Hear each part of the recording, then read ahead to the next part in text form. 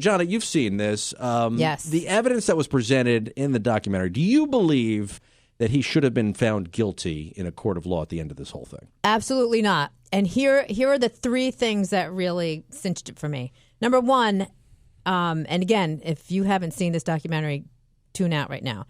When they showed the evidence of the blood vial from the prior case that somebody had actually stuck a needle in to draw blood out, and with the assumption that it was planted somewhere, that was number one. Number two, the crime could not have occurred the way that the prosecution laid it out without there being some blood evidence and other DNA on his bed where she apparently had her throat slashed and was raped, or in the garage where there was no blood evidence at all.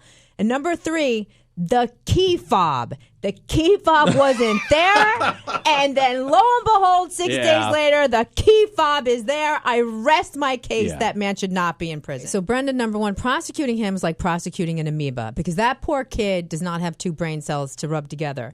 First. Second, because of that, nobody ever should have been able to interview him without a lawyer and or a parent. And number three, that lawyer should be disbarred, because he really just served that kid up on a silver platter for the prosecution, and that is not your job as a defense attorney. And if the defense attorney really had an abiding conviction that Brendan was guilty, then that attorney had a duty to get off the case. He should be free. He shouldn't be in jail. Okay. But I still believe he's guilty. I still believe he did it. Gotcha. But I think the legal system failed on this one. Yeah. But I do think he was guilty, and they would have gotten for something else down the road.